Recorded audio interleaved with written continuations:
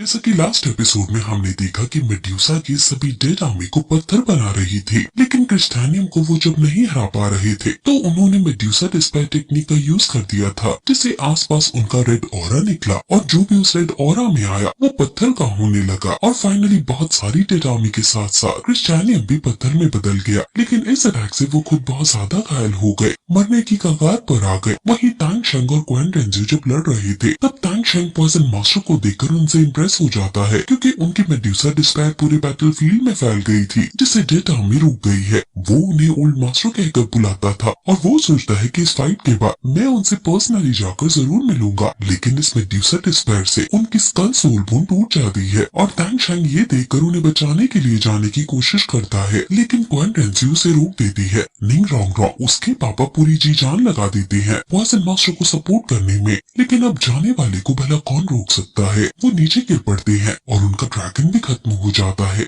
निंग रोंग रोंग उनको सपोर्ट नहीं कर पा रही होती, यानी वो अब मर चुके हैं। वो मरते मरते सोचते हैं कि मैं अपनी जिंदगी में बहुत कम लोगों के साथ घुला मिला हूँ। इसका पहला रीजन ये है कि सभी में मैं पॉइजन डोलू मास्टर के नाम से हर जगह बहुत फेमस हूँ, जिससे लोग मुझसे डरते हैं। और दूसरा रीजन ये है कि मुझे अकेले रहना पसंद है, मैं लोगों के साथ ज्यादा बातें नहीं पसंद करता, लेकिन आज की बैटल तुम सब लोगों के साथ लड़ना मेरा सौभाग्य है। सभी लोग मरे हुए पॉइजन मास्टर के चारों तरफ आ जाते हैं और उनके लिए दुखी होने लगते हैं, क्योंकि अपनी लाइफ के बदले उन्होंने मेड्यूसा डिस्पेयर का यूज किया और हम सभी को बचाया। मार्शल सोल हॉल के हेड फ्लेमेंस भी उनको इसके लिए सैल्यूट करते हैं कि वो सच में पॉइजन मास्टर कहलाने के हकदार हैं। वहीं तांग शेंग और क्वेन रेंजू जब लड़ रहे हैं तो तभी राक्षसा इनहेरिटेंस गेट ओपन होता है और बीबी तोंग तांग शेंग के पीछे आ जाती है और जल्दी से अपना सबसे खतरनाक हथियार तांग शेंग को पीछे से मार देती है, जो तांग शेंग के आर पार हो जाता है। ये देखकर सभी तांग शेंग चिल्लाते हैं, लेकिन ये हथियार तांग शेंग के बदन को छल्ली कर चुका है।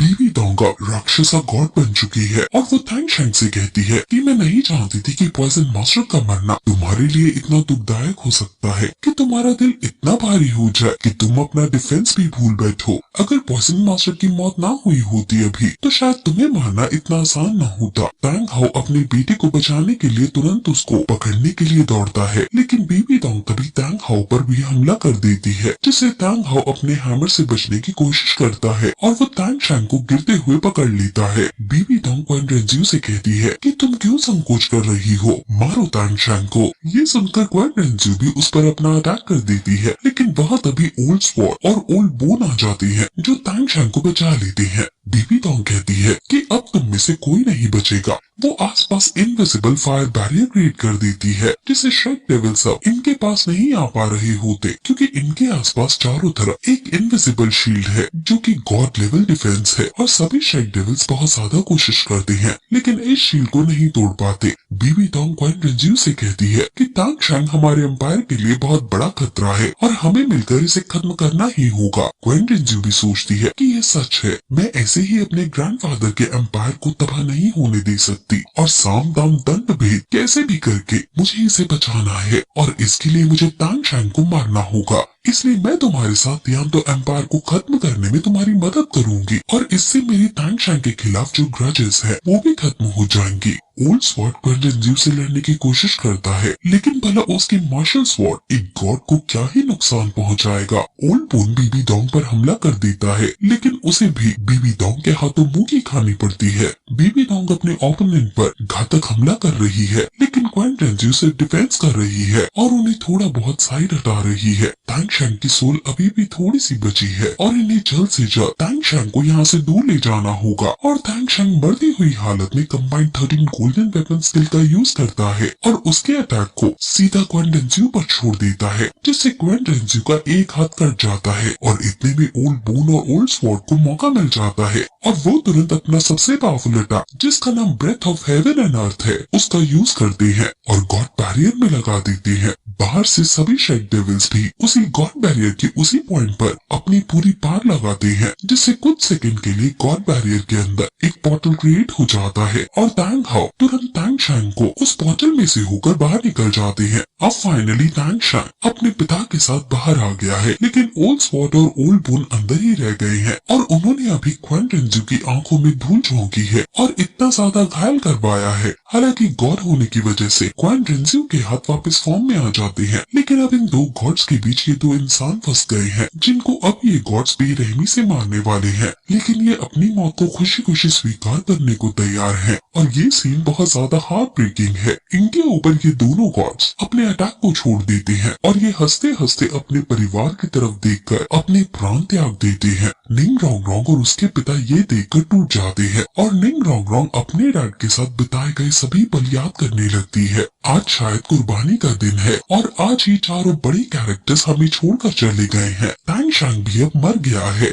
फाइनली बीबी डोंग का बदला पूरा हुआ है और हम फाइनली इतने सालों बाद उसे चैन की सांस लेते हुए देख पाते हैं। उसके चेहरे पर एक अलग सी शांति है। बीबी डोंग अब आसमान में आकर कहती है कि तुम्हारे गॉड अब मर चुके हैं, अब जो मेरे आगे सर झुकाएगा वो जीवित बचेगा और जो बगावत करेगा वो मौत से टक्कर लेगा। इसलिए तुम्हारे पास कल दोपहर तक का समय है। अगर तुमने हार नहीं मानी तो ध्यान दो आमी और उसके लोगों को हम पूरी तरह से काट डालेंगे। सभी काफी ज्यादा दुखी हैं और वो तांग शैंग की लाश के पास खड़े हैं। सभी शेड डेविल्स रो रहे हैं और जीवू इतने सदमे में है कि उसकी आंखों से एक आंसू तक नहीं आ रहा। वहीं बीबी डोंग क्वान रेंजू से अकेले में बात करती है और कहती है कि तांग शैंग मारा जा चुका है, लेकिन ध्यान दो आमी हार नहीं मानेगी, तो क्यों न तुम एक बार और मेरे साथ हाथ मिलाकर मेरी मदद करो। क्वान रेंजू कहती है कि तुम्हारे साथ हाथ मिलाओ, तुम बहुत ही ज्यादा मतलबी हो, सिर्फ मुझे कंट्रोल करके मेरा फायदा उठाना चाहती हो। बीबी डोंग कहती है कि अगर मैं मतलबी होती तो मैं हेड क्लेमेंट्स के आगे उनसे प्रॉमिस ना करती कि युद्ध में जीतने के बाद खुद अपनी गद्दी क्वान रेंजू को दे दूंगी। क्वान रेंजू कहती है कि मुझे तुम्हारे प्रॉमिसेस पर बिल्कुल भरोसा नहीं है, क्योंकि ये सब सिर्फ तुम्हारे टैक्टिक्स है अपने गोल तक पहुंचने के। हमेशा तुम ऐसी ही रही हो।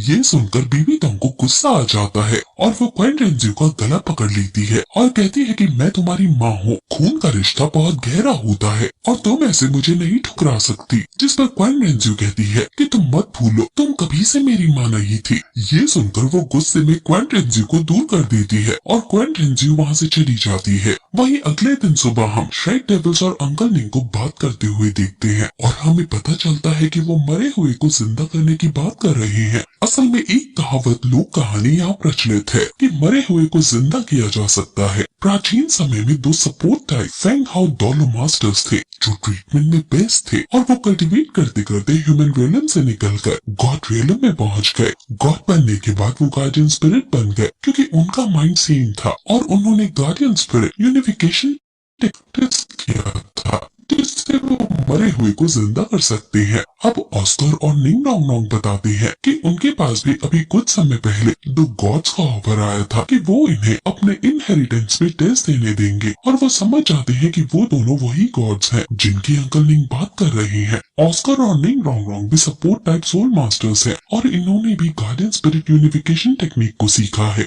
ग्रैंड मास्टर बताते हैं कि गार्डियन स्पिरिट यूनिफिकेशन टेक्निक को यूज करने के लिए दोनों गार्डियन स्पिरिट्स को परफेक्टली आसपास में कंपैटिबल होना होता है और वो दोनों एंशिएंट सपोर्ट टाइप्स मास्टर्स आसपास में कंपैटिबल हो पाए थे और मर्जिंग अचीव कर पाए थे। अब ये दोनों भी तांग शैंग को रीसेलेक्ट करने का डिसाइड करते हैं और कहते हैं कि गॉड को रीसेलेक्ट करना ह्यूमन को रीसेलेक्ट करने से कई हद तक मुश्किल है, लेकिन वो इसे जरूर ट्राई करेंगे। निंग रोंग रोंग और ऑस्कर साथ मिलकर अब इस प्रोसेस को शुरू कर देते हैं और उनके ऊपर उनकी टाइप के गॉड अवतार भी आ जाते हैं जो इसमें उनकी मदद करने लगते हैं और तांग शैंग को रीसेलेक्ट करने लगते हैं। और अब फाइनली वो गार्डियन स्पिरिट यूनिफिकेशन टेक्निक को यूज करते हैं और रीसरेक्शन लाइट को उनके ऊपर छोड़ते हैं और बाकी शेड डेविल्स इनको साइड से सोल पार की टर्म्स में सपोर्ट करते हैं। और फिर अचानक से तांग शैंग की आंख खुलती है, लेकिन वो अपने आप को कहीं और जगह पाता है और उसके सामने असुरा गॉड मौजूद है। और फिर ये एपिसोड यही खत्म हो जाता है।